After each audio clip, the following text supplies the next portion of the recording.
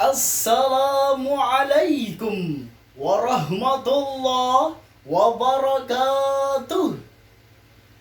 Alhamdulillahilladzi amarna li ahlakil karimah. Assalatu wassalamu ala khairil bariyah wa ala alihi wa sahbihi wa man tabi'ahu bi ihsana. Amma ba'du. Dewan Hakim yang arif dan bijaksana yang saya muliakan, hadirin yang berbahagia, mari kita panjatkan doa virus corona cepat minggat. Apa kabar semuanya? Apakah masih semangat? Semangat, ayo, semangat, ayo. Hadirin, masalah terbesar yang dihadapi umat manusia dari zaman purbakala hingga saat ini adalah masalah dekadensi moral. Demikian ungkapan dari Abu A'la Al-Maududi dalam bukunya Ethical Viewpoint of Islam.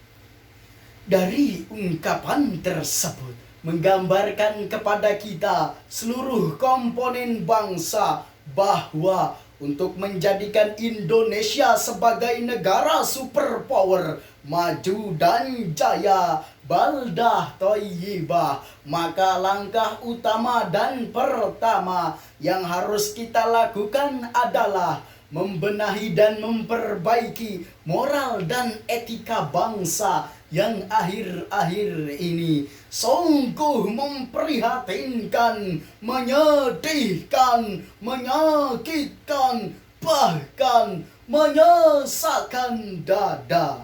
Sebab bobroknya moral seseorang mencerminkan iman dan akidahnya telah goyah. Sedangkan jika iman dan akidahnya telah goyah, maka lahirlah pola kehidupan jahiliyah. Eksesnya manusia hidup bebas, puas, beringas, ganas, bahkan jauh lebih ganas dari binatang puas. Sebagai bukti, tidak sedikit di antara kita yang gemar melakukan kemaksiatan, perjudian, perzinahan, bahkan perampokan banyak bergentayangan. Masang slogan di pinggir jalan, orang bijak taat bayar pajak, malah petugas pajak maling duit pajak. Bahkan bukan hanya harta pajak yang dibajak, tapi negara pun diinjak-injak. Betul hadirin? Namun sayang, sungguh sayang, akhir-akhir ini di tengah-tengah pandemi virus corona, ada video yang viral di dunia maya. Demi ketenaran semata, seorang pemuda dengan teganya menipu manusia tanpa perasaan dengan dalih bersedekah makanan, tapi kenyataannya isinya adalah sampah dan bebatuan. Sungguh menyakitkan perasaan, bahkan sangat menyedihkan. Pertanyaannya, apakah mungkin akan muncul baldah thayyibah jika rakyat dan pemimpinnya tidak memiliki akhlakul karimah? Tentu tidak. Bahkan negara itu akan hancur dan lebur, rusak dan binasa, habis-habisnya, hancur sehancur-hancurnya. Demikian ancaman dari Allah jika suatu bangsa tidak beriman dan berakhlak mulia. Hadirin, mengingat betapa pentingnya peran akhlak dalam membangun bangsa, maka pada kesempatan kali ini saya akan membahas syarahan Al-Quran yang bertajuk Peran Akhlak dalam Membangun Bangsa, dengan landasan Quran Surah Al-Isra ayat 16. Hadirin rahimakumullah, ayat di atas menjelaskan bahwa sebab diturunkannya azab di negeri ini karena adanya mutrafin di dalamnya. Imam Fakhrur Razi dalam tafsir Al-Kabir beliau menjelaskan bahwa yang dimaksud mutrafin adalah man kasura ni'matahu wa makanallahi minas sukri. Orang-orang yang banyak menerima nikmat Allah tapi mereka tidak mau bersyukur kepadanya. Lalu siapakah mereka yang Allah maksud?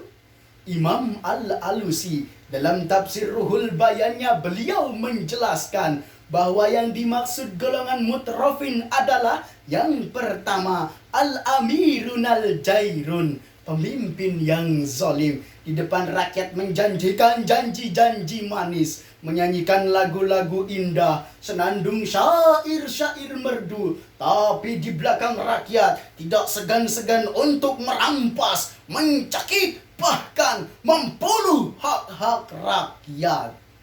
Yang kedua, al-aghniya'ul fajirun, konglomerat yang berkelimang maksiat. Mereka enggan membayar zakat, tapi harta riba masih disikat. Perzinahan dan mabuk-mabukan pun menjadi adat.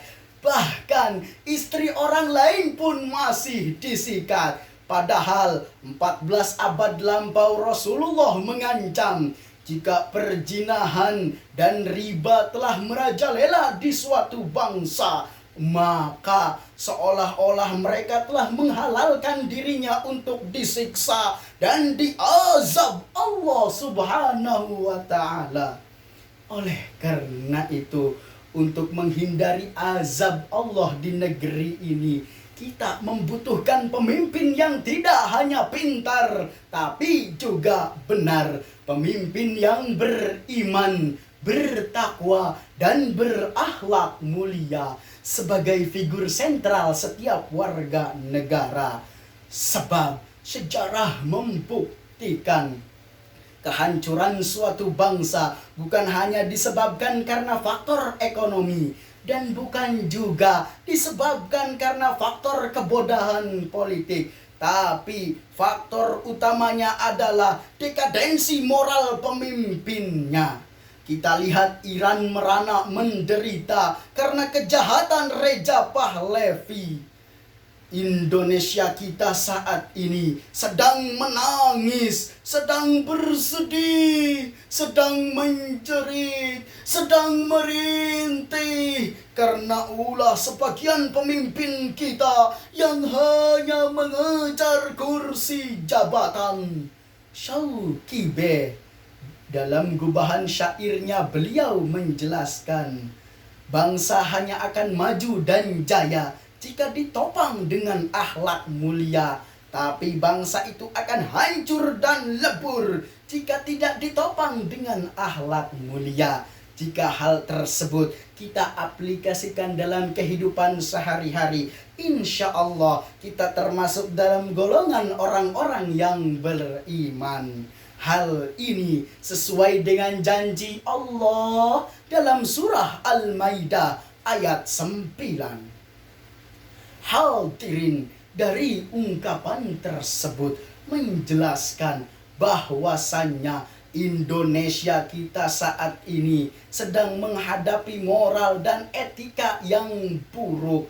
Maka kita generasi muda wajib untuk menatanya kembali, dan mudah-mudahan Allah menjadikan pemimpin kita pemimpin yang tidak tergoda dengan tawaran kekuasaan dan jabatan, sehingga terciptalah baldatun thayyibatun wa rabbun ghafur.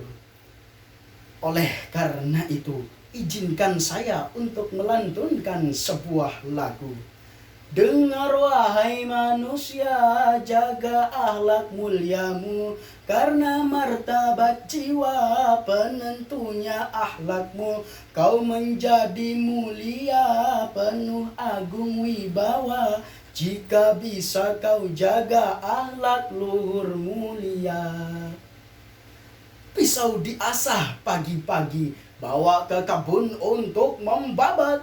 Berakhir sudah syarahan ini, semoga bisa memberi manfaat. Wassalamualaikum warahmatullahi wabarakatuh.